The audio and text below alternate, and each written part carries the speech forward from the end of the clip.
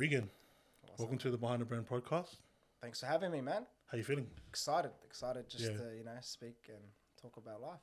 Is this your first one? Podcast? Nah. So you've done it before? Yeah, I think maybe 4 in total. Yeah. This will be my 5th. I can't remember, man. Yeah, sweet. Well, I'm keen, bro. I'm keen to get on. And I just wanted to put a preface out there for the people out there that are tuning in. It was literally 24 hours ago, or just over 24 hours ago, where I reached out to you to jump on the podcast. I wanted to ask you what made you say yes. Your content, I thought you were related to Manu.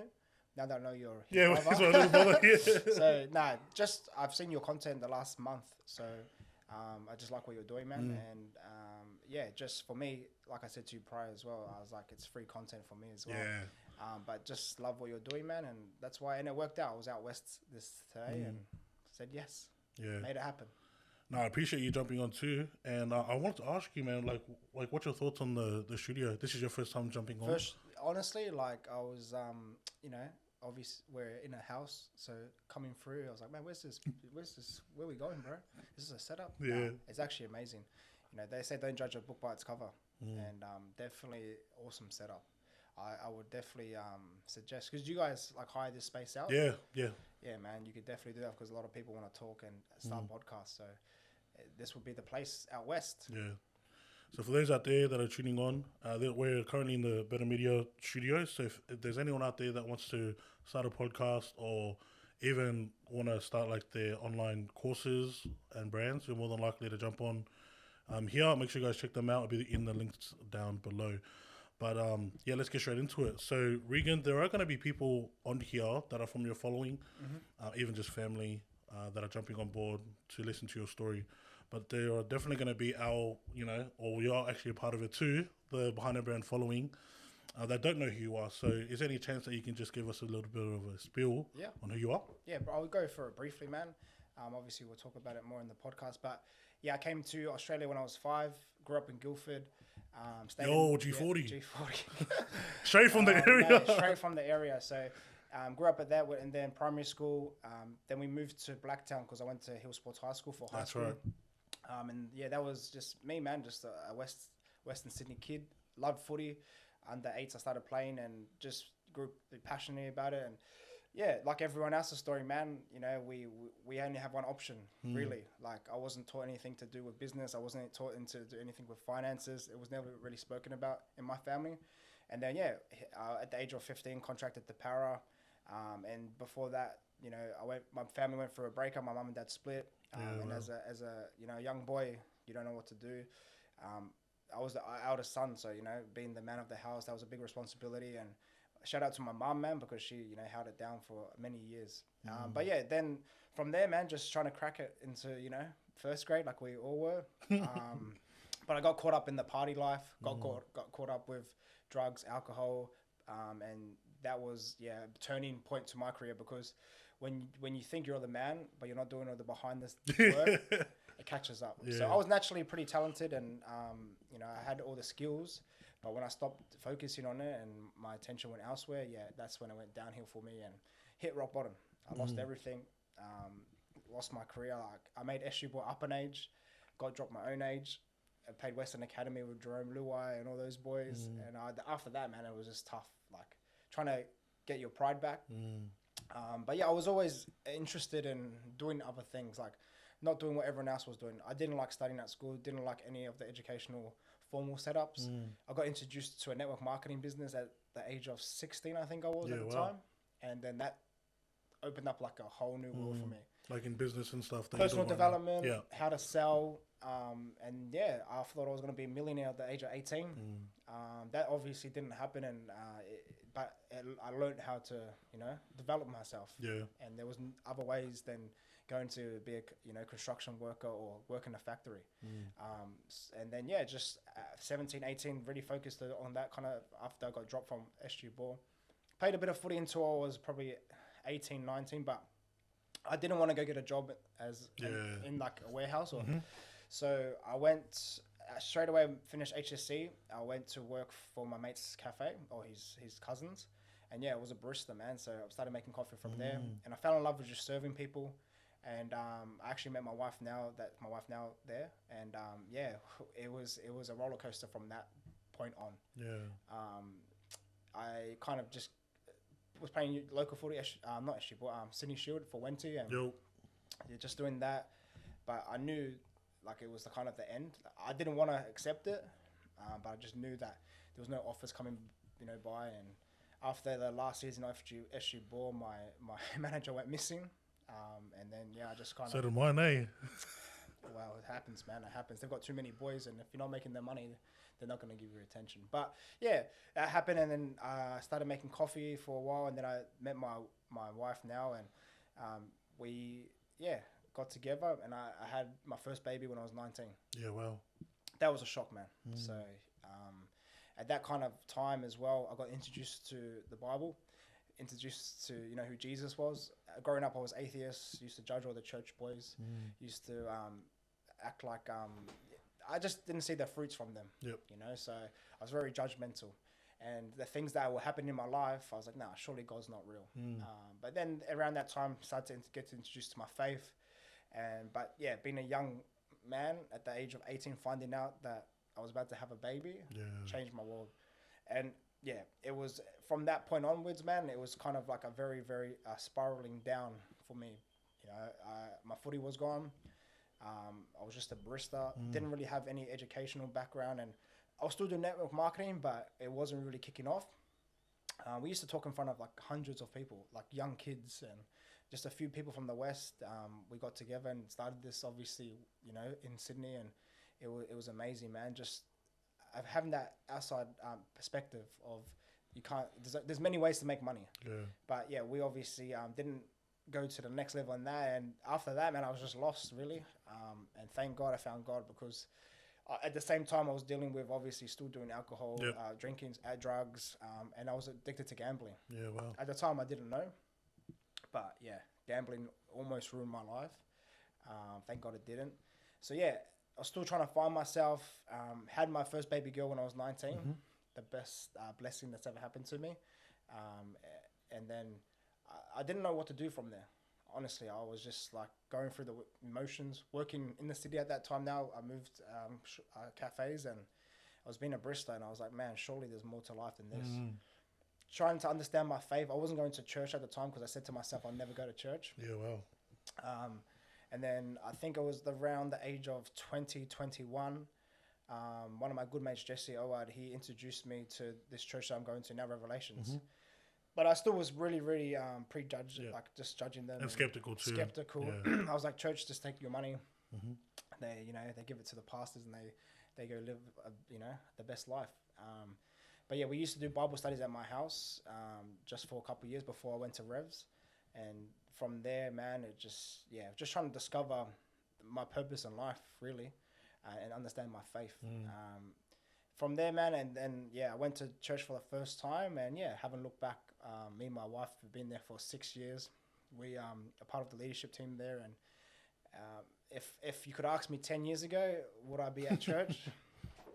I wouldn't believe, what I mean? Like, if you told me, yep, in 10 years you're going to be following Jesus, and but without Christ in my life, man, I wouldn't be here today. There was dark moments in my life, man. Very, very dark moments where, I wanted to end my life, and because I was trying to get to the next level in my life, or trying to provide for my family, but I still had addictions, like gambling. It's cool, with the boys, but when you're in the casino or at the local pub by yourself, different story. And you're putting thousands of dollars in, you got a family at home, but you're doing that. And it was weird because people were like, man, I never knew. Like on the outside you look good. But that's the problem with us men. We can hide anything. Yeah. And gambling is probably the worst addiction, I believe, because you can't physically see, the results of what it does, and it's everywhere. It's on TV, on every ad, on between NRL. It's on every banner. Right now too, by the way, it's on socials. Like they're now bringing it onto socials. That's right. They're getting people to partner on it too. I've only just seen it recently. But but the thing is, we as young kids from the West, we look at it as cool. We look at it as it's like getting the boys together, winning some money. But there's not just me. There's many stories out there destroyed lives, people committing suicide because they owe people money. Yeah. And I was that person as well. Yeah, I wow. was in debt. I was in $25,000 of debt through just gambling. Yeah, well. You know, and thank God I've paid that all off now. But yeah, I got stuck, man. And thank God, you know, I was able to have my beautiful wife support me along the way. Almost lost my family, you know, because I was just taking them through a roller coaster. And at the age of 23, so prior to that, you know, from that cafe, then I started selling coffee. One of my good mates, James Platoon, which is my business partner now. Yeah, wow. He got me a job there, and we were selling coffee together. And that kind of intrigued me with sales, because everyone always says I can talk underwater. Always had the gift for the gab. Yeah. But it just taught me people skills, networking. And then I was there for about a year. And then that's when I stepped out to do social media. Yeah.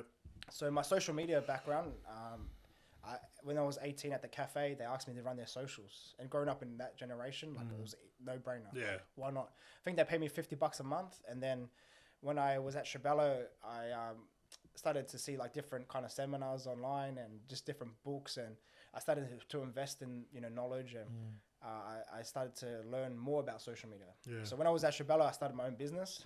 I think what was it called back then? Bustle Code. Don't ask me why I got that name. Worst name ever. Yeah. But that was my first official business. And me and my wife was doing it. I had no business experience. No knowledge. No uni degree. I just did it. And personal development, man. That really helped. Self-education. I kind of was, just going with it. I think I had 5 clients at the time. And then I was like, man, I've made it. I can step out. And at that time, when I was I left Chabello, I had a son just prior to stepping out. Yeah, wow. So I had 2 kids at the time, Ruby and Rain. And bro, I'm a risk taker. My wife doesn't like it. She says to me, every time we have a kid, you do something crazy. So that was like, you know, what I was doing. So I stepped out, left Chabello, and I had like a private investor. He was a business partner, a silent one. Didn't know him, met him through someone. So he invested into me for the first 2 weeks, and for obviously my wage. Rented a car for me, and I thought I made it. At the age of 21, I think I was, 22 maybe. I was like, man, I've made it. My dream was always to work for myself, self-made, doing all this, putting on socials, man, doing videos, walking around. Yeah. I had no clue where I was going. No clue at all. And then from there, man, there was the hardest 1 year of my life. So I got baptized that year as well. Yeah, wow. So the week I quit my job, I got baptized. Yeah. Which, you know, baptism for me, I was skeptical about. I was like, man, the water isn't magical. And the day we got baptized, it was at the beach, and it was like raining, storming. I was like, man, is this a sign from God, or you don't want me to get baptized? But, you know, understanding that it's an outward, you know, declaration of my faith. It's, you know, what God was doing in my life, and what I wanted to do was lay down my life. So when I quit my job, got baptized, and then that week started my business. I'm like, thank you, God. Yeah. Like, man, I was just like delusional, because I still had things that I was still working for, but you know, I thought that it was for His glory, but it was for my own glory. Yeah, wow. And soon realized, got humbled quick, man. Yeah, I was gonna say humility came in straight away. Straight away. The first month I was going all right, had a few extra clients, and then man, it was like so hard. Like money wasn't coming in. The silent business partner was like, "What's going on?" I started to, you know, I guess just have no faith in myself. And like for me, I was like, God, man, you told me to step out. You know, you gave me a sign, and all of this stuff that, you know, like prior to stepping out, and man, that 6 to 8 months I lasted, bro, was tough. And then I started to go back to gambling. Yeah. And I was like, man. Because you usually just go back to your habits, your old habits. Back to your habits, and back to like what I knew, and back to like, oh, God, you're not real. Like, I was like sudden questioning God. Like, and you were baptized. Yeah. I was just like, I was like, bro, like you have put me in this position. Where are you? And it felt so silent, man. I was so alone. My business partner now, James, he actually told me not to do it. Step out. Like he said, make sure you have a contract, proper contract, show me it. But I was just so keen, and just to step out. But so pretty much that period, man, I was just 6 months of just trying to grow the business, but then lost a lot of passion towards it. Started hating on a lot of my own actions, and then going back to gambling. And then I remember it was like one of my old owners called me from the cafes. He's like, "Oh, can you come help me out? You know, a few shifts as a barista." I'm like, "Yeah, I need the money. The business isn't doing well." And then from there, I was going probably twice a week. Yeah, well. And then I used to go drive to Redfern, leave my car there, and catch it into the Circle Quay I think it was Circle Quay to walk to work. And I come back from work from a shift that's been a barista, and the car's gone. Oh no. It's been repossessed. Oh no. Because the business partner didn't pay the repayment. Yeah. I was like, what the heck? I didn't even know. Had my 2 baby seats in it, everything in it. Called up the company. It was no birds. I'm like, bro, do you have tracker? Like, I think my car's been stolen. They're like, nah, we have it. Come get your stuff. Yeah, well. I was like, oh my gosh. So I had to, walk to Redfern. And then, yeah, bro, that was like rock bottom. That was rock bottom for me because I legit was sitting at the side on the curb, had my 2 baby seats, no car, pretty much no money. And I was just sitting there crying, bro. Like, yeah. My business partner now, James, I messaged him and he came pick me up straight away. Yeah. Picked me up from the gutter, legit gutter. And then he he took me home and we'll just like, he knew obviously I've been crying, but as men, we try to wipe that away and try to be tough and hide it. And he just said, don't worry, man, it's going to be all right. We'll sort it out. And then from there, man, I was started to be a barista again. Was working Monday to Saturday, catching public transport, had no car for my family. And because of my debts because I used to get loans out to gamble, like it was just coming, So my credit was bad. And I was just working week to week, man, trying to rebuild my life. And every day I'd walk through the park and I'm like, God, where are you? Like it was lit. I felt like he wasn't even there anymore. And that lasted probably about 3 months of doing that. And then I got approached by Sonoma sales rep. So Sonoma is a company that I used to work for for 6 years. And he approached the cafe that I was working at and he asked like, would you guys be interested in bread, blah, blah, blah. I said, no. I just said straight up, these guys, they need the best price. And then he came back the next day and offered me a job. Oh, wow. Yeah. So I was like, bro, like what? Anyways, I said, man, God, if this is real, like I need a sign. I need a physical sign. Like if you want me to step out, I need a sign. That Saturday, I was leaving work early because my wife was sick. Yep. And then I was leaving the shopping center, World Square Center, and came up, and then a Sonoma truck stopped, like their delivery van stopped right in front of me. Yeah, wow. Like I was like, what the heck? So I took that job, and that was the start of a rebuild for me, a rebuild of my life. It was, I managed the west of Sydney for them, just going to cafes, restaurants, and selling bread, and to them. And at that stage, man, I was broken, man. Yeah. They gave me a company car, so I had a family car to obviously drive around my family, and I was still trying to understand my faith. I was still trying to understand how can this all happen and God still be real, like. Yeah. And I guess I look back now, I know why it happened. I had to be humbled, I had to be stripped back, and because if I got everything that I wanted at that time, I wouldn't be following God right now. Yeah, true. I'll just be out there in the world, I don't know where, maybe in Las Vegas and somewhere stupid. But I during it, I was questioning God and my faith. So after that job, man, it was a rebuild. Like I said, I was able to network, build relationships. But my business partner now, James, he was doing multiple different things, developing apps. So I used to, prior to Sonoma, I used to go to his office and help him, just with little tasks, doing up Excel sheets and contacting. They were doing like it was like a WeChat, but for Bitcoin. Oh, okay. So yeah, they were like developing all these kind of things, and I was always just interested in doing different things. So from there, but then we started our own coffee together. It was called Volume Coffee Roasters. So we had someone roast for us, and we used to get people to, obviously buy our coffee. And at that time, I just said, listen, bro, like people are still asking me to do social media. Do you want to do it together? And that's how we started Megaphone. Oh. Yeah. I was going to ask the question later on. But so Megaphone Media, about 6 years ago now to this day, unofficially, but I think we've been official for 5 years. It was at a Rose Hill shared office, and we started it there. Yeah, wow. And to be honest with you, it wasn't our main focus. I had a full-time job at that time. He had a cafe at the time, and he also had a few other businesses he was trying to do. And we just kind of left it, but it just started growing organically. Like we had a few customers, and then our coffee business was just there. We hired out Kenneth's storage to store our coffee beans, all our equipment. And yeah, we'll just like, man, James, he's just a hustler, bro. We've tried many things together, and I'm blessed to be his business partner today. But yeah, so I was working Sonoma and then building Megaphone at the same time. Yeah, wow. But it was challenging, man. Like, bro, social media does not sleep. Yeah. And I was still working on getting my life back on track as well. And it slowly happened, bro. And 6 years at Sonoma, I just stopped working for them 2 months ago now, which was a big step for me.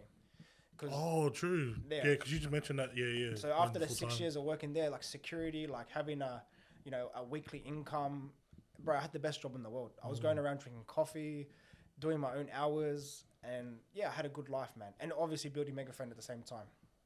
People ask me now, why did I step out?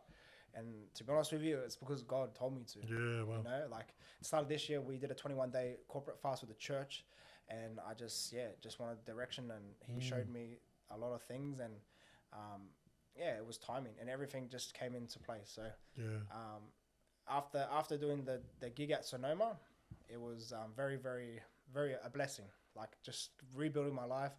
But yeah, then I stepped out 2 months ago to do Megaphone full time, and we've been going for about 5 years now, just helping people, online with their presence, content creation, something you can relate to. Yeah. And just building a team as well, which we're blessed. We've got about 12 to 13 employees now, and Megaphone for me is one thing I'm passionate about is serving people. Yeah. Jesus was one of the best servers. He served to his last day. He washed his disciples' feet, and everyone wants to be like Christ, but they don't want to do the dirty work. And for me, just trying to be like him as best as I can. I'm never going to be perfect, but just helping people is where my passion comes from, and to see people do well. So that's one of the reasons why I came on as well. Yeah. You know what I mean? If I can share your story, your brand to anyone to help you, man, that's a blessing for me. Yeah. But yeah, that's pretty much my story. Sorry, I said I was going to say it. No, it's fine. No, it's all good. Sorry. Bro, this is good, man. Like, there's so much I love when I get guests on here and they're just so willing to share. And it makes it so much more easier for me to, just piece everything out, which I'm going to be doing right now. So, bro, I appreciate you sharing that, man. All good. I wanted to go back to the start of what you were sharing about. There was one thing you didn't mention, which is your name. Oh, yeah. What's your name? It's going to be in the handle, isn't it? No, my name is Regan Rona, sorry. Yeah. So, Rona, where does it come from? So, I'm half Māori. Yep. My dad is a Hati Māori. Yeah, true. If you see him, he's got Māori tatted on the back of his neck. So, my iwi is Te Aotearoa, which is my tribe. So in Taranaki, there's, that's Mount Taranaki, that's where I'm from. Waitara is a small town that my family is really known for. But yeah, man, that's obviously my heritage and my culture. Yep. Where I was a very passionate Māori growing up, because you, as a young boy in the West, you kind of try to, link with people. Yeah. And have that kind of that gang mentality. So we had a lot of Māoris at Hill Sports, and it was a cool thing. So I used to put that's right. I used to put on like the fake accents, like I've been fresh out of New Zealand when I've been here for 10, 15 years. I was going to say, man, when'd you born here? Yeah, like 10, 15 years. So, all the boys that were Māoris, like coming from NZ, and we used to just click it together, and obviously footy boys as well. That was like, but yeah, that's where my last name comes from. And my cousins would probably bash me for saying Rona, because that's not how you pronounce it. It's Rona. Yeah. And every time we go back to New Zealand, we get a slap around the head for pronounce it. But hey, I'm Aussie at heart as well, bro. Australia has brought a lot of opportunities to my family. Yeah. So, yeah. Well, it's funny you say that, because like my last name is Suliruka, and it's half. So I'm half Tongan, half Māori, and the Ruka comes from like the Māori side. So don't worry, probably I don't get as beaten up if I go back home and I see family, but they all call me Mozzies, bro. Like they say, "Oh, you bloody Mozzies." Mozzies. Yeah, Māori / Aussies, if anyone didn't know that. But yeah, they just it's funny, but it's all love. Yeah.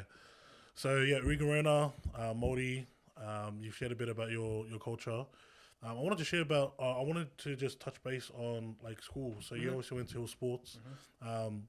Scotty Jones was still there. Yeah, he's still there now too. Still there, still kicking on, Scotty Jones. Yeah. But yeah, Hill Sports, man, it was man. If I can look back now, it was wild. Yeah, true. It was just crazy, man. I was like, damn, how can we get away with? I didn't go to school with bags. Like, we didn't go to school and learn. Yeah. Like, honestly, we got away with so many things, and because we were footy players, you know. And you're part of the program and stuff. Part of the program. And even that too, like that was the like in terms of like because for those out there that aren't aware of like Western Sydney or even just like sports schools,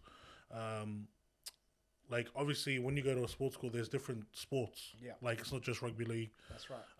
But the thing is, and I think I don't know, this might sound a bit biased, but when it comes to rugby league, you're literally the alpha male. The alpha of male. the It's whole like school. how do I put it? If you watch movies and you watch the jocks, it's similar to Yeah, that. it's like You the know, NFL. It's the NFL of Australia, and yeah, like we thought we were like obviously because when I was at school we had Jacob Loco, Wade Graham, bro, Jason C. When I was in year 7, when they were in year like 11 and 12, they won it back to back Arrive Alive, which is the Australian schoolboys competition, and they were a gun team, so we looked up to them. Yeah, and bro. I never saw any of them in class. I would come out of like class and they're just in the main area just singing songs on their guitar, walking around school. But it was wild. Yeah, it was crazy experience, man. And obviously being a sports school and it helped with develop me as a player. Yeah. Mark Horo was the head coach. Oh, true. Bro, he is the best coach you ever Actually, come across. I think we'll like. So I done the Maldives. Like Yeah. So like obviously him and his wife were like heavily invested into that. New South Wales Maldives, New South Wales Maldives, yeah. Mad. Who'd you play with? What So what year? Ooh, so we're talking. How old are you? So now I'm 26. 20. So you're 2 years younger than me. So I'm just trying to think of any other ones. Kane Clay? Younger. Yeah, the other his brother. Zach Clay? No, there's another one. Connor. Yeah, I think Connor was the youngest. He was like this. No. Anyways, yeah. There's a few Maldives that I know that would have played I was with trying you. to figure out who. But yeah, I was under Kane. Yeah, so that's long his age. Yeah. But yeah. So with like Mark Horo, like he was definitely like a powerhouse in that space. So he was your coach? Yeah, well, he was our head coach at Hill Sports. Yeah, wow. And then under that, because, we had obviously under 15s, under 14s, under 13s, like different coaches. But he was the head coach of the whole Hill Sports TSP program for league. Yeah. Which we learned a lot from him. Out of the footy field as well, he taught us, he was a mentor to a lot of us. Because he used to be at the Parish Shared House as well. Yeah, so that's right. We used to stay there. His son Jaden Horo, we used to kick it back there and get up to Mystery. So it was a good just upbringing, to be honest with you. And at that time, because my dad left me for a bit, my mum was a single mum.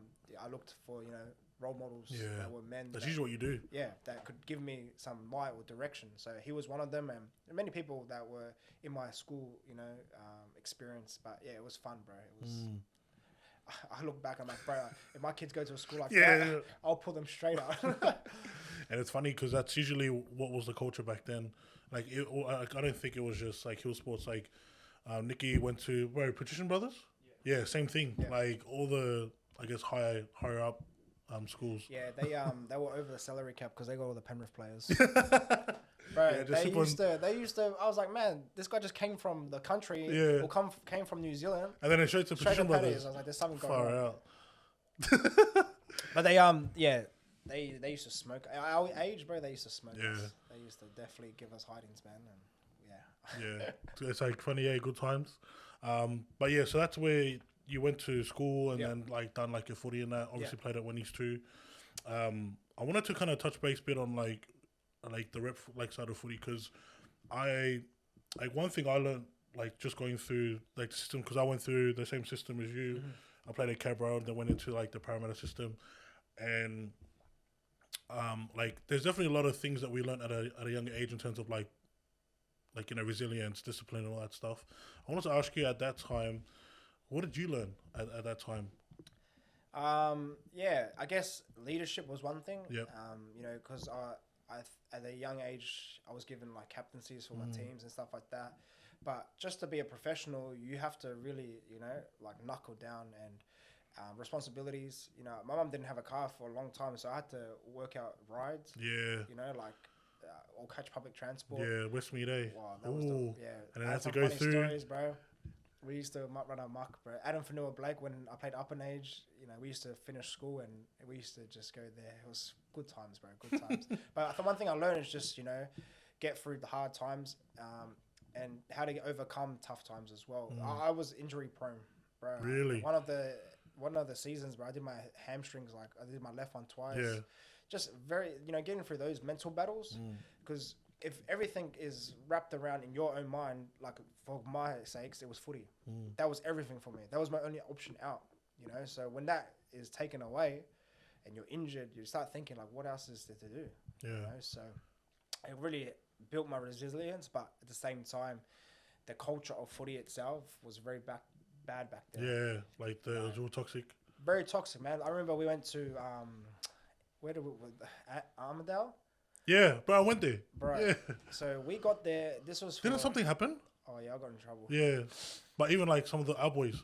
We got caught sneaking out with, with girls, but yeah, we so we. I think it's funny. I was at that camp. Like I was literally like I woke up the next day, and then apparently like there was a few boys. Now I know who it was. So that year, that's crazy. Bro, that year, like you kind of get like this you're the man mentality. Yeah. Like from a young age, the footy culture, especially if you start making reps, people give you big heads, and pride is bad. And then on top of that, you get this. Yeah, exactly. Once you get that, bro. My first contract when I was 15 was like I think $5,000. But my mom, bro, like that was like so much money at that time. Yeah. You know what I mean? Like especially like with a single mother too. Bro, that was like I remember I probably spent $1,000 just like that on stuff. I was like, bro, but it was just so much money, and then you get people saying, yeah, you want to make it easy. You're gonna make NRL easy. And it fills your head. It fills your head. Pride. And you just wrapped it in this circle, like a bubble, like it's false reality. Because there's only a small percentage that make it. So when you're getting caught up in that, making all the teams, contracts, this and that, speaking about your future, and then when you go to Armadale and people coming up asking for signatures, bro, that was weird. Like, bro, I was like, I'm only 16, 17. Yeah. I was like, why are you asking for my signature? But it fills you up with false realities. And then, like I said in my quick story, when I lost footy, man, that's when I kind of moved towards gambling. Because I was trying to feel something. It was a missing piece. I feel a need. Feel that kind of drive again, or that kind of hit. And that's what I found with gambling was it was giving me that like adrenaline and like, and it was just a downhill spiral after I lost footy. And trying to find my identity. A big thing for young kids out west or anywhere really that have nothing else to fall on, they try to put their identities in something else. Yeah. So if it's not footy, it can be like partying, like you're the man at partying, like clubbing, or going to parties or sleeping with these many girls, like body counts, drugs, alcohol, you name it. And it's social media. What it does is it brings like this false reality, like these guys are happy or these guys are living a fulfilled life. But really, behind closed doors, they're empty. And for me, that emptiness, man, I couldn't find it anywhere in the world, like to really be filled. Yeah. And it wasn't until I gave my life to Christ I was able to feel that. And there's nothing in this world, hand on heart, that you can try or do that will fulfill you like Christ. Like my cup, is overflowing with God's love because He was able to really tear everything away from me, but rebuild me in a way that I understood what was more important. Yeah. Everything in this world will go. This amazing studio will be gone. But where we go is, in the next, chapter, that's what's more important. Our eternal life. And we're put on this earth to be like, God, like we're built in His likeness. Yeah. So, but we get caught up in worldly needs, worldly things. And don't get me wrong, money is important. Obviously to feed your family, to build your business.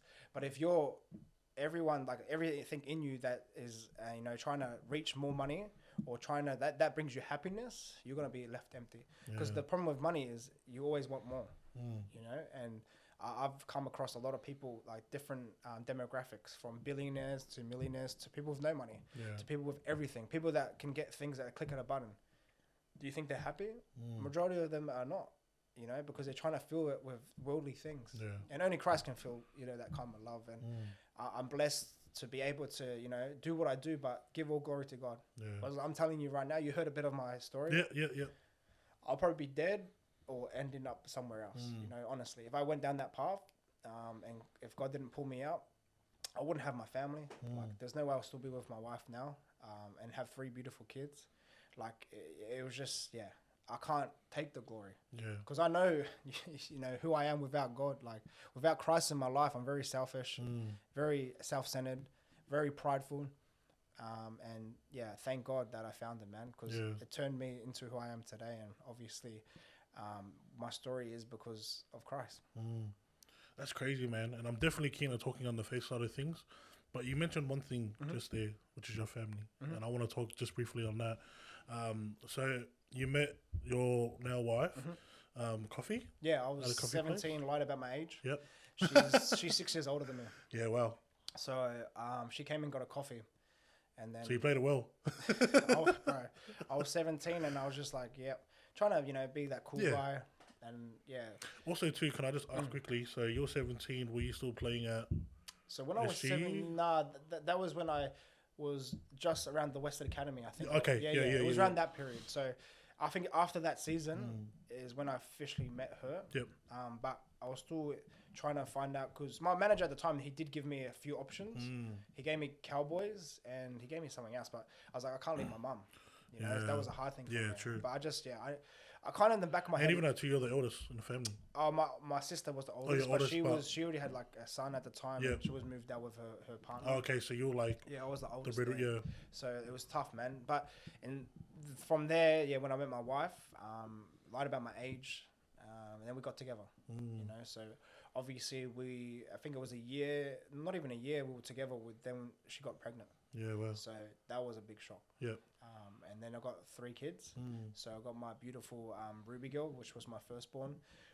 How old is she now? Oh my gosh, she's turning 9 this year. Yeah, wow. It goes fast, man. Yeah. When you have kids, you realize how fast time goes. And then Rain, my son, he's turning 7 this year. And then Rosabella, she's turning 4. Yeah, wow. So, yeah, it was. I'm blessed, man. Like with my beautiful family. And yeah, like everything that I have, man, and do is obviously to glorify God, but to give back to those beautiful kids. Yeah. I wanted to just talk briefly about like your relationship with your wife. How much of a difference has that made for you now, knowing that where you were before? Like, so when you guys met up before to where you guys are now, how much of an impact has that made? Yeah, so from there when we were together, so we were in like adultery, obviously, fornicating, and we both didn't really know Christ. So I've been through everything with my wife from to where we are today, married in Christ, and the foundations of our marriage is God. And prior to that, it was nothing. It was very toxic.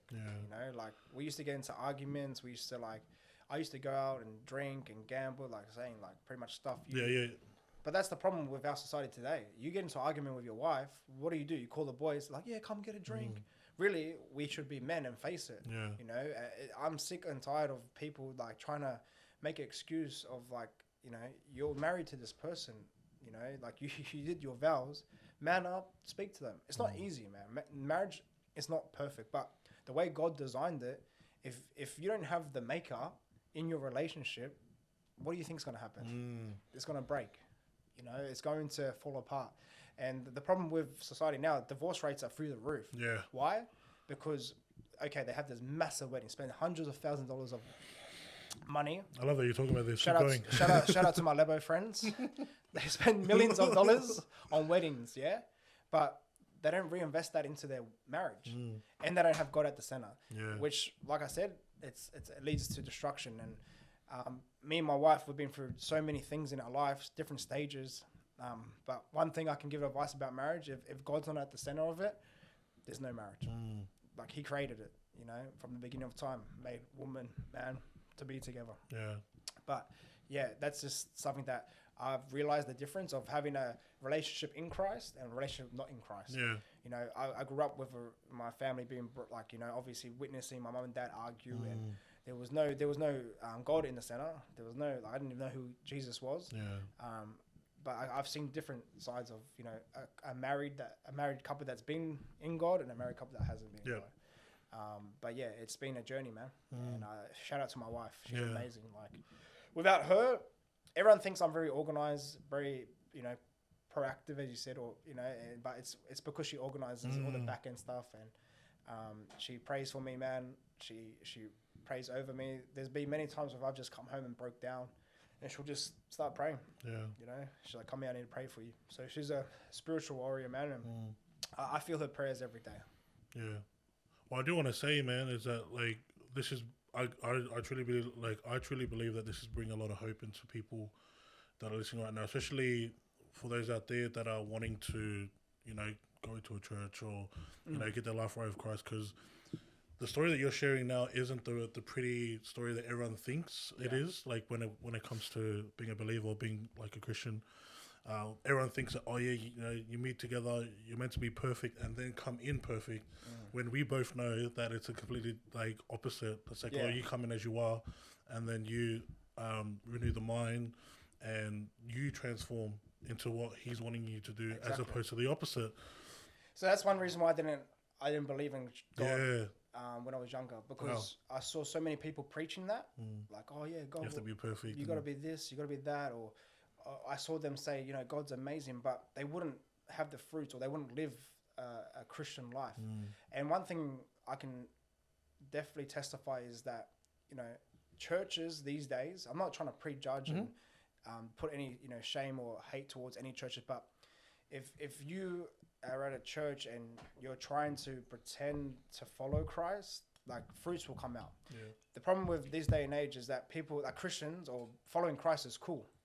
It's like a hip thing. Like, oh my gosh, I'm a Christian. I love Jesus. I go to church and But the rest of their life, they're not representing that. And what I try to really tell people is the truth of following Christ. It's hard, man. You have to sacrifice your old life or whatever you were doing in anything in this life. It's hard. It's against the grain. It's difficult. And especially if you didn't have a upbringing in Christ or upbringing in church, you don't really know the foundation. So I had to renew everything. But it says, you know, we're renewed in Christ, which means is, you know, when we give our life to Christ, we're new. We're new. And if you don't have that mindset of, you know, actually wholeheartedly giving your life to Christ, what do you think is going to happen? I didn't give my whole heart. When I got baptized, I didn't give my whole heart. Because I remember telling you, you know, like I think I thought maybe if I do this, then God will bless my business. You know, so and then obviously things crumbled, and then you went back to your old ways. I went back to my old ways because my foundation was on sand. It wasn't on rock. Yeah. The rock is Jesus. If you say that you follow Christ, but you're not living a Christian life, like, and people say, what's a Christian life? And there's two greatest commandments He told us to do, which is love God with all your heart and love your neighbor as you love yourself. Those two, you know. But what the problem is today is that we say we love God, but our life is the opposite, you know. And it just, the only way we can tell, like, only God can see your heart, and only way I can know that if you're, you know, actually following Christ is through your fruits. And, you know, loving people, man, it's hard. Yeah. It's hard because people are broken, bro. Like, shout out to my pastors, man, because I put them through so many things. Like, they would just call me because I was about to, you know, give up, bro. Like, you know, my pastors are the real deal. And one thing that I can testify is seeing the fruits of other believers that actually lay down their lives edifies myself. But just not only that, knowing that, you know, God's using the people to, you know, obviously reach many different people. And it doesn't have to be my church, like, or the church down the road where we're preaching Jesus. And Jesus came and He, bro, rebuked all the religious people. People forget about that. He came on this earth and He got killed by religious people. You know, but the problem today is that we're trying to push a brand. Like, for example, I'm not going to, behind the brand church, we're trying to push that brand only. But really, we should be pushing Jesus. So that's like, who's the main message? Exactly. Is it the head pastor or is it Jesus? Like, that's one thing that is happening these days. But yeah, man, to really, sorry to push on my faith, man. But, you know, like I said, without Him, I would be nothing. Well, first thing I will say is, like, the whole purpose behind the brand or is to show who is behind the brand or who's behind the business. This is you.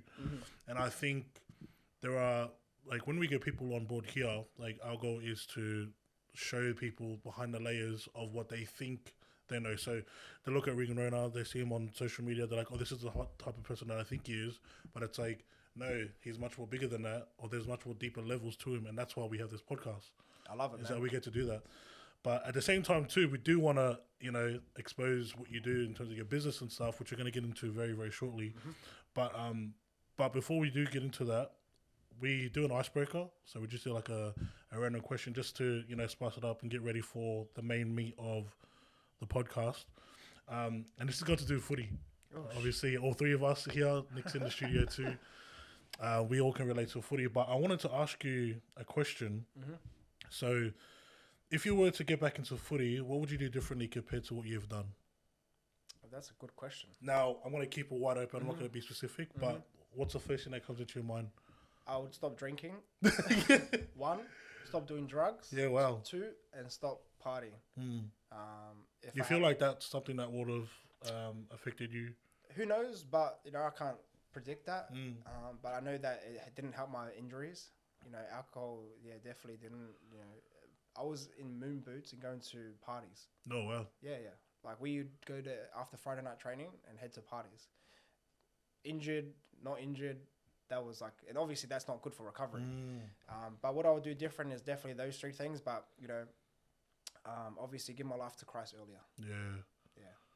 Very simple answers, but that's it. Yeah, I was gonna say. So you would say in a nutshell, just removing the old ways that you kind of were then, and then bringing the new person that you are now. Pretty back much, then. man. Yeah. Pretty much, and that's more for discipline, man. All the professional athletes, like for example, my mate Alex 12 plays for the Tigers. Yes. So he used to give me rides to games when we played mats together and stuff like that. He was so professional. Yeah. So professional. I knew that too because like when I was training, like for me when I was playing, and this is like hard to see, but I wasn't the type to do like the drinking and this, and I was quite disciplined then in terms of like, the boys said, "Oh, we're gonna go out to parties." Like, "Oh, no, I'll stay home." And so when it come to like watching, obviously the SG Ball boys, like those are the type of guys that I was having my eyes on. That's probably the reason I didn't know you. Like back then is because of that. But yeah, Alex 12, like all those boys. Yeah, they were very disciplined. Yeah, bro. very and, like, disciplined. He wouldn't eat chocolate. Yeah. Like if he did come out, Bro, he was always like he looked fit. Bro, and if we came out to like drinking, he'll have like the low carb beer, and that was like once in a blue moon. But yeah, thank God he made it, man. And he worked hard. Bro. If everyone knew how much he worked, like because he was not naturally talented, he was like the worst player growing up. Yeah, I wouldn't even blink twice at him, but he just worked hard, and that's the difference. Like they say that obviously the talented people can obviously hard work beats talent. Talent. What is it? Hard work beats talent when talent doesn't work hard, and that's the fact. So, but yeah, man, that's the things that I would change. Yeah, would be the drinking side of things, and then bring in the new person that you are today, which brings us to the main reason why I got you on here. Definitely want to talk about the business side of things, and I think one thing that me and Nick are really like that we really enjoy with is seeing like footy boys that have played like through the ranks and stuff. Once they finish, they actually start like a business or they start doing their brands and stuff. And you have your own business. Yeah, Megaphone Media. Yeah. That's been going for 5 years now. Yeah. And so did you want to just do a bit of a spill on that? Yeah, like, how that started and all that stuff? Yeah. So I did briefly talk about it in my little bit of testimony. Me and James Latouf, who's my business partner, we got together and we were going to do our own coffee together, what we did. And then we just started it because I was already helping a few people out after I failed my first business. And then, it's been going for 5 years. So what we do, we are a social media digital agency. So pretty much everything to do with online that you can think of, we do, from social media management to all the platforms from Facebook, Instagram, TikTok, LinkedIn, you name it, Google Maps, we take care of that for you. And then content creation, we have, a content team that does your videos, photos, and then paid ads as well. So paid ads is the more of the obviously generating results and lead generations, all that kind of stuff. And that's in a nutshell what we do. But the thing with social media, it's endless. Yeah. Like with all the new platforms coming out, who knows what the future holds. So from when we first started, from just doing photos to now, you look at the content and majority of it's just videos. Yeah. When we first started, like to get results for people, very easy. Spend $50, get them, a $200 client. Now it's very oversaturated. Yeah. So we've had to grow and we've failed so many times. There's been times that I've wanted to quit. Like there was a year ago, me and James, like I said to him, bro, I'm done, because I was still working a full-time job. So you're trying to balance. And like, I was like, it wasn't going to that. I like in my head, I was like, man, we've been doing this for a while now and we're not getting anywhere. Like James, I think he's been just over 2 years full-time. And I was just like, man, like it's not going anywhere. We will get to a stage, and like we would had the numbers. Like if we get here, you can come full time, and that was always the plan. But then we hit a stage where we couldn't go to the next level, and I was like, bro, this sucks.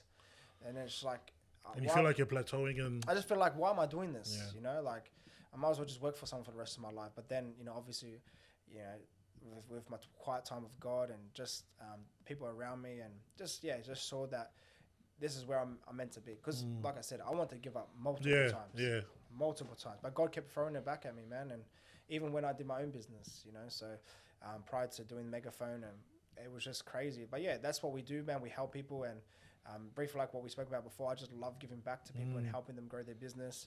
And that's one thing that drives me, man, is to help people get results for their business. And if I can help in any way, man, I do. Like people will just call me out of the blue, mates.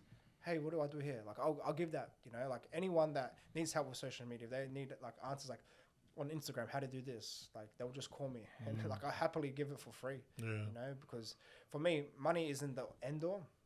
Very important, but I feel like if I can help many people, like as many people as I can, like, you know, to get where they want to go, then eventually I'll get what I want, you know. And I'm a very easygoing guy. Back before, I wanted a Ferrari, wanted a mansion, but I lay my treasures up in heaven now, you know. And the more I make, I can give back to the kingdom of God and just help people that are in need, help people that, like young kids, man, that don't understand, like out west, like it's starting to change. There's so many business owners now. It's incredible. But when I was growing up, it was either footy, warehouse, or construction.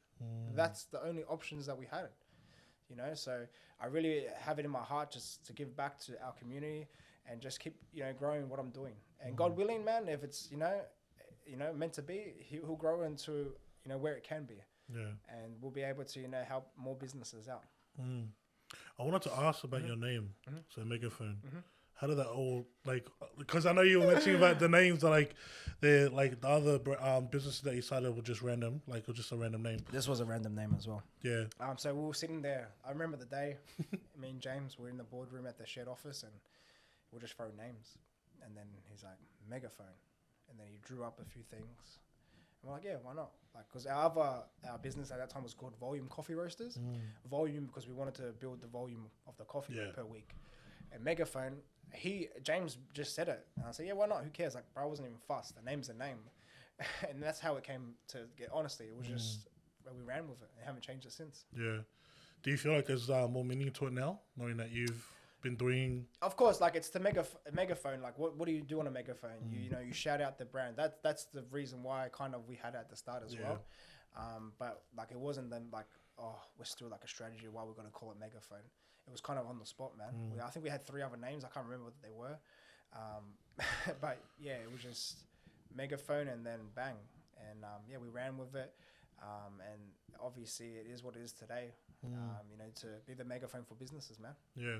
And you know what? I think that is a true testament that you just need something to start, a name or just to start a business. I think a lot of people like fall into the trap of, I need a name. I need, you know, this certain amount of money. Like, yes, you do need capital, but at the same time too, there are ways that you can just get started. That's right. And I love the fact that you mentioned about like Megaphone, because I thought it was going to be like this, you know, mad revelation, like epiphany. Yeah. But, no pun if you intended. think about it, like, I remember I watched this clip recently of Gary Vee. He's like, what's McDonald's? Like, what's Nike? Like, they're actually nothing. Like, if you think about it, if we didn't know them, like, that's a crap name. But it's what's the brand stand for over the years that actually makes the name. So yeah, name's nothing, man. And I remember when my first business on social, me and my wife did it, Bustle Co. And I took like months just to do the logo. And then my next one, with the one that I did with that silent partner, so it was called Social Exclusive. Pretty cool. But he came up with it, and it was just like, yeah. And the Megaphone is now today is what it is, because yeah, we just legit took probably 10-20 minutes, and we just said let's do it. So yeah, name doesn't mean anything, man. It's what the value you give to people. It's what the brand represents that will make it. Yeah. And so, like, following up on that, I wanted to ask you, so obviously you have a business partnership with James Latu. James, and so you guys do work together. Since you guys have started, Was there like any moments where you want? Oh wait, I want to go back to last year. So you said like around a year ago you were wanting to kind of throw in the towel. What did you feel like sparked that moment? It was more for like we were planning for 2 years now, like since that day, like for me to go full time, but it wasn't happening. So I was just like, bro, like what's the point? It wasn't nothing to do with James. It was just more for me, bro. Like, But even that too, bro. Like you had another, like you're doing two jobs, yeah, correct. and then even that, not to mention, I did want to ask just quickly: were you like leading? Like, were you part of the leadership team at church at that time? Yeah, I've been. Yeah, so you have so much like juggling and being a father and yeah. So like you just like you start thinking like, is it even worth it? But James, bro, he's the hardest worker in every room. Like we're very opposite, very opposite. He's very book smart. I'm very street smart. Like it's like we're very yin and yang, which is why we work together because. Yeah, obviously James has been in my life for a long time. We're friends, making coffee together, and then obviously I've known him for a very, very long time. But we are very opposite when it comes to our personalities, our lifestyles. Like he's married now, but like he doesn't have kids. And like he understands that. And one thing I respect about James is that we can have those tough conversations, very upfront about things, and it's like a marriage, bro. Like if any business partnership out there, if you're not communicating, what do you think is going to happen? You know, like it's not going to work. Yeah, and just like a marriage. Exactly like a marriage. And I'm blessed to have James like as a business partner. Like I'm telling you right now, I don't know anyone that works harder than him. You know, and he has had that mentality for a very long time. So, but yeah, we work very well together. You know, coming full time now, obviously a lot of things have changed in my life, and I don't have as much time because business you got to work harder. It's not like okay, I own my own business or I'm full time now, I can just kick back. It's very hard. Like it's a lot harder. A lot more responsibilities, and now you know you gotta. If you don't work, our employees don't eat. You know, you know we don't have money to pay them. So we really that kind of prejudgment of what business owners are doing or what it's like to have a business. Short term, bro, it's crazy. Long term, it probably like obviously if it pays off, it pays off. But I think as a business owner, anyone can relate to this. It's every day you're like, what the hell am I doing? Like there's some days I sit there, I'm like, bro, how have I got here? And I think obviously, yeah, God has His hand over my life, but just not, I guess, accepting the reality of just you know, oh, life is just this, or you know, I'm this type of person, so I should just be a 9 to 5 worker, or I don't have the knowledge or wisdom, so I should just go and get a 9 to 5 job. I believe action and taking risk is very important, but now that you have like anyone out there that has a kid or has a family, you got to think about them as well. See, when I stepped out that first time or to do my business, I wasn't thinking about them. I was thinking about myself. You know, and it just almost destroyed us. So you got to make you know, decisions, especially if you're a young dad, that obviously affect your family. You got to have them included in it. So this time around, you know, I told my wife, this is what the plan is. Like, I'm going to go step out to Megaphone full time. I'm going to resign from Sonoma. And she backed me 100%. She's like, if God's given you the green light, then, you know, who am I to stand in the way? Yeah, she just said, make sure that this is aligned, make sure this is aligned. So, yeah. It's been a journey, man. And to be honest with you, I've been doing socials for 10 years, since I was 18. I'm 28 now, you know, so if I look back and if I knew it was going to take this long, I probably wouldn't have started. No, I'm joking. But, yeah, 10 years of doing the same thing, bro, helping people with social media. You know, I 10 years, it seems like a long time. It is a long time, but really it's nothing, you know. It's man, like business that we have now has only been going around for 5 years, you know, like a business can sometimes go for 10 years and not make it till the 15th year. But imagine I gave up. You know, like I'm not saying that we've made it, like we're killing it, like we're obviously doing okay now. But at the same time, if I gave up last year, I wouldn't be here today talking about this. So, yeah, man, I feel like any business that's successful is because they didn't give up. That's the difference. Because small business in Australia, man, they don't survive long. You know, I think the percentage is like 80% of small businesses fail before 5 years. Don't fact check me on that, but it's something like that. So, yeah, man. No, that's crazy, man. And I wanted to follow up with that question of, so I did mention about last year, Mhm. and like that's kind of like where you're wanting to chuck in the tail. But what would you say, from a business standpoint, was the biggest like struggle that you went through? As a business, like it's just capital, man, and Yeah. the weekly expenses of running a business, especially when you start building a bigger team. There's more expenses. So, there will be months where we're killing it, and then there'll be months when we're not. It's very inconsistent. Like, as a business owner, anyone can relate to this. You have weeks where you got money in the bank, and you have other weeks where you're just scraping through. Like, I can tell you so many times in the past where we just had enough to pay our staff. Like, I'm talking about $0 in the bank. So, like it's very, very inconsistent when it comes to income. When you work for someone, you know exactly how much is coming in. You know exactly every week. You don't even blink twice. You don't think about it. But when you're a business owner, you think about every cent coming in, every cent going out. So that's one of the struggles as a business owner that I've had in the past, is just making sure that we have enough sales to come through. And we know, like, forecasting that, we need this amount to just pay the basic expenses, of running a business. But yeah, that's probably the biggest struggle. But it's just more of social media itself. The industry that I'm in is very oversaturated. Like, Oh yeah. if you think about it, anyone can start an agency. Yeah. You got a phone, internet, you can start an agency. There's no capital really that you needed.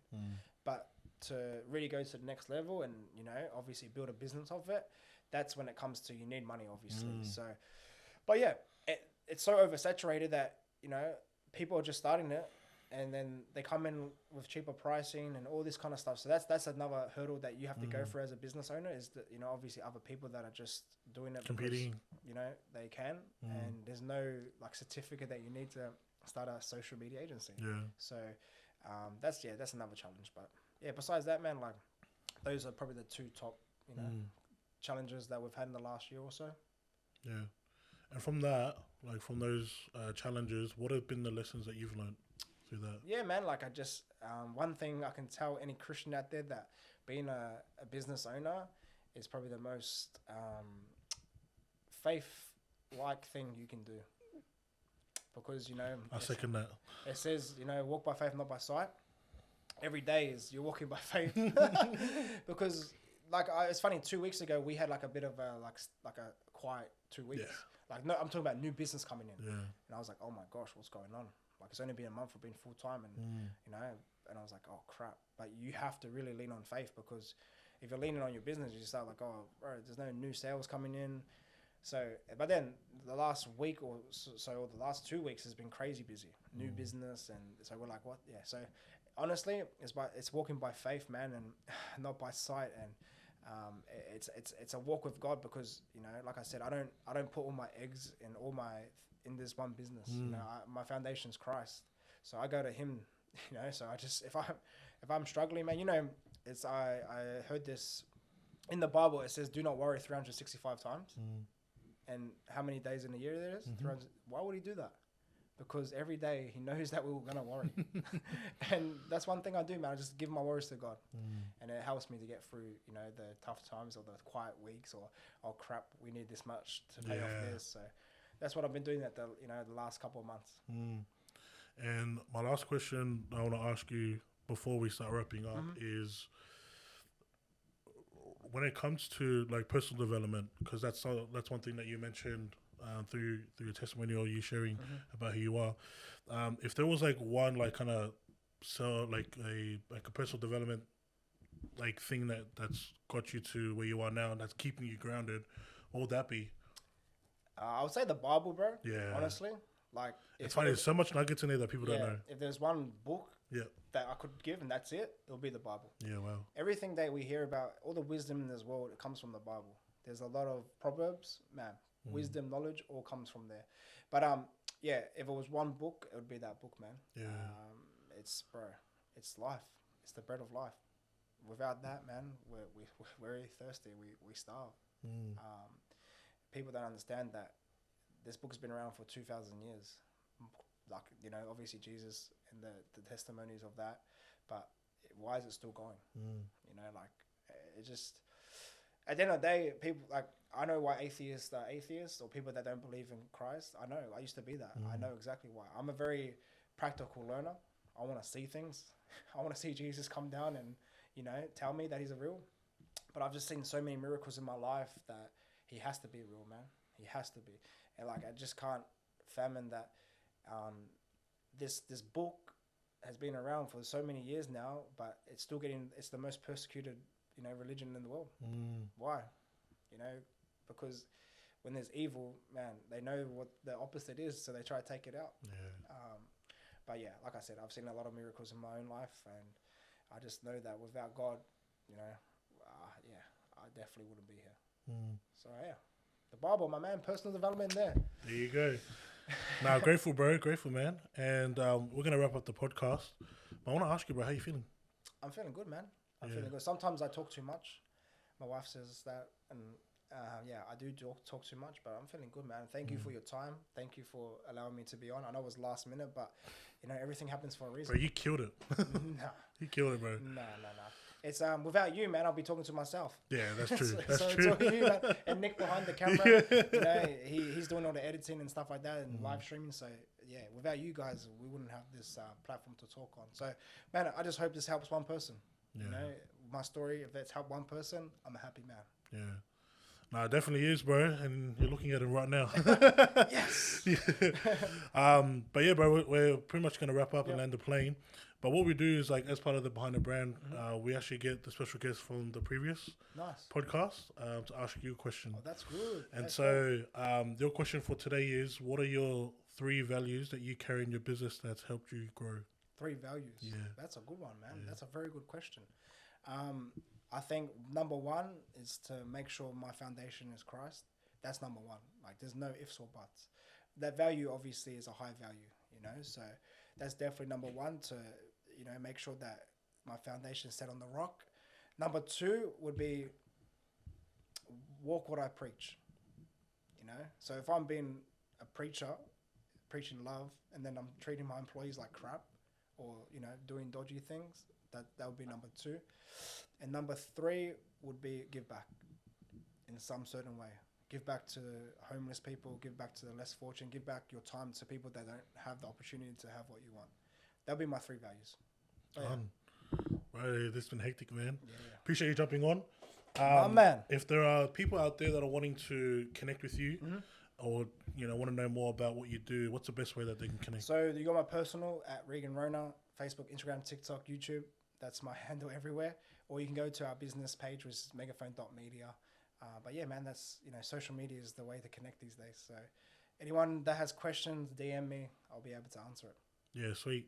So for those out there that are tuning in onto YouTube, make sure you guys check it down in the links down below in the description. And if you're on Spotify, check out our description and all of the links to Regan Rona. If you want to connect with him, more than happy to connect. But guys, that's it. That's all we got. Thank you all so much for watching. Thank you, Regan, for jumping on. And we'll see you guys in the next one. Let's go.